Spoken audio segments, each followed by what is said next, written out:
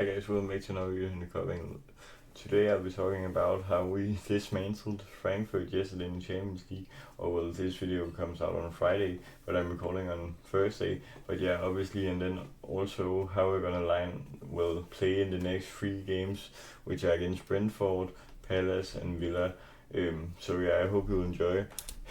So obviously, it was such a great game. We scored 5 goals after coming behind. At first, we were 1-0 behind. And obviously, how did we win so dominantly? I think it's up to the part that Arne Slot rotated the squad quite a lot. Obviously, Isak didn't play that great. But the rest of the team, I'd say, played very well. Konate and Van Dijk both on the scoring sheet. Obviously, Konate needed it more probably because he hasn't had the best of seasons, but Soboslai once again just proves he's probably our best player this season, and Gakpo once again had a massive influence, and then Ekitike, he was once again on the score sheet. Well, I'm also sad that Frimpong got injured because he had played well, especially against Man United, although we lost that game. But as I always did, we played fluid football, and yes, I thought it came down to these two players, Wirtz and Soboslai. They were both very great.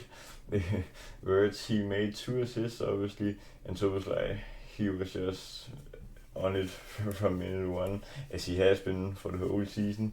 Obviously also scored, and I don't remember if he got an assist, but I know Wirtz got 2. But obviously we had 5 different goal scorers yesterday: Ekitike, Van Dijk, Konate, Gakpo, and Soboslai. Obviously, it was just so nice that we got 5 different goal scorers, but also just the fact that we scored 5 goals. That was something we needed after basically only winning by 1 goal every season, and then also losing by 1 goal in all our games that we've lost. And then obviously the first goal was a sublime counter goal for Ekitike. He just ran the whole pitch at his former home ground. Obviously that's why he didn't celebrate, to respect his old club Frankfurt, obviously, but he just had sublime pace and calm finish. We didn't believe to score these kind of goals when we had Nunez up front. We just were afraid that he was gonna miss, but now we've got Ekitike who can slot them right away. And then obviously Isak also, but he just needs to play him into the team a bit better, because he obviously hasn't had that preseason, and I think that's hurt him because it just doesn't look like he's as ready as Ekitike, for example, as of now. But obviously we got the Arsenal treatment yesterday. We scored on 2 corners in the same game. That was honestly super nice, because I feel some of our games this season, for example against Atletico, we were quite great on corners too, but that was pretty much our only game in the season where we were great on corners. So now to get the second great game from a corner perspective was very great. And it was Gakpo delivering pretty much all the corners, as I remember. He was very great at that. But calm goals from both Konate and Van Dijk.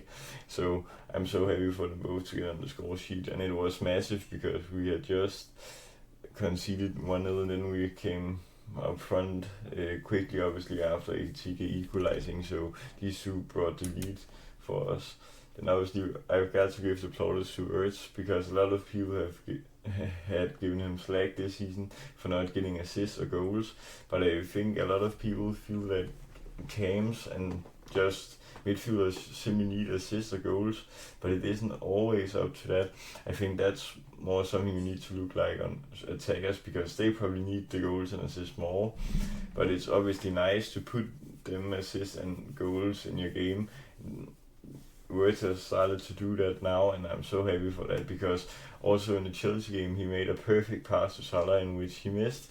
So it's been coming, because he has played quite well recently. Not the best start, but he has been influenced nice to the team now, and yes, he's improved it against Frankfurt. And Gakpo obviously once again a sublime game. He's been probably best attacker behind Ekitike this season, and I'm so happy for him. But obviously not only the goal, but his corners too, as I also talked about before, were great. And then he's just always on the score sheet in the last few rounds. Well, not against United, but against Chelsea he also scored, so I'm so happy for him. And obviously a lot of people criticize him and feel we shouldn't start him. We need to start Ekitike on the flank and Isak up front and Salah on the right. But I feel Gakpo is so great right now, so I don't feel the need to bench him at any point soon if he keeps playing like this. And I hope he does, because he certainly has the talent and he's shown it already. And Szoboszlai, obviously, once again, such a great display. Goal, and I think an assist too, as I remember. But that long shot of a goal was very great, and he's probably been our best player this season. Ekitike comes in at a tight second place, but he has been very great. Szoboszlai played both right back a lot of times and now playing midfield as he did yesterday. He is just so clutch, and a lot of people thought that we would bench him this season because of the signing of Ertz, but he's pretty much played every game Szoboszlai, and I think he deserves it because he just gives it all every time he plays. And I always knew he had the talent. The first season he came in on the club, he started so well, and last season he also was quite great, so I'm so happy for him. Obviously, Hugo is just so class. I saw on the other day on social media a comparison of him and Fernando Torres, and we all know Fernando Torres was so great at Liverpool. Sadly didn't win a trophy with us, I think, maybe at max one, but he was so great in the movement and he just scored a lot of goals. We all have seen that photo or clip of him just sitting Vidic down in the 1-4 game against United back in 2009, I think. So great. And Ekitike has already scored quite a lot of clutch goals for us. The game against Newcastle, for example, but also the goal yesterday brought us right back into the game in which we needed, and obviously scored in his real debut or first two games at the club too, against Palace in the Community Shield and against Bournemouth in the Premier League. So I'm so happy for him. And obviously a lot of us feel what's happening to Salah, and he just doesn't look like himself this season. I don't know what it is, because normally when he gets new teammates, we've seen with Darwin Nunez and pretty much every other attacking player we signed, he would always find them, and he has made some quite great playmaking decisions in the previous league games. But yesterday he came on in the last quarter of the game. He was benched for the start because yes, Arne Slot had noticed the problem that he wasn't played that well, but in those 15 minutes he played, he had probably like two chances to square a ball for 100% chance to Ertz, and I don't remember the other chance, but I just remember him shooting the ball himself, and in which stat I just feel he's been a bit too selfish this season, and he needs to link up to his teammate, because if he doesn't score the goals, then he needs to create them, because yeah, and I don't know if he'll start on Saturday. I don't think, as of his play right now, also his selfish things yesterday, but there's also some more behind it. He's deleted all his social media bios, which include Liverpool stuff. I think the reason he does it is because the criticism he sadly faces from us fans. But I hope he'll come back to form, because we have seen Salah have form dips before, but he's also always returned. So I'm sure he will do that. And obviously, if there's one player to do it, then it's Salah. He's shown us many times before. And what to expect against Brentford? It's obviously a so tough game to predict, because it's on an away ground, GC Community Stadium. So what I'd say is that we need the first goal, because we all know the feeling of going behind in an away game. So we just need to get a calm win here.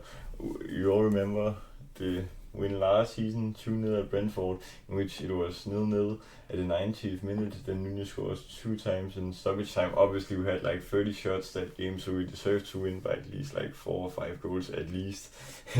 So yeah, obviously we got the win there, but I don't know how we'll line up, but I guess we'll just wait and see. Then against Palace in the Carabao Cup at Anfield, it will probably be a tough game, especially if we don't line up with our strongest 11, which I probably don't expect us, because we have the Villa game coming up afterwards in the league. So maybe a rotate lineup, but I probably expect us to win this, because it would be an easy trophy for us to get if we can win this game, then it would be a huge step because Palace have been one of the best performing clubs this season, and we have seen it. We've lost to them twice, or one of them was a draw in the Community Shield this season, and we lost on Merit 2-1. And then the Villa game coming after that. Obviously, I probably would expect us to win it. It's at Anfield, but then you also saw Spurs this weekend come ahead 1-0 against them and then still lose 2-1. So I don't think it's the easiest game on paper because they have come back in the league after a bad start. But just today, as I'm recording, they've just lost 2-1 to go ahead Eagles in the Europa League after being 1-0 ahead. So it's so hard to predict the next 3 games. But I hope we win them all because then we can come back on track and maybe start thinking about a Premier League title. But as of now, we're 4 points behind Arsenal and we need to close that gap back. But yeah, guys, that was all for today's video. I hope you enjoyed. Remember to like, subscribe, and share with other Liverpool fans. Till next time, peace.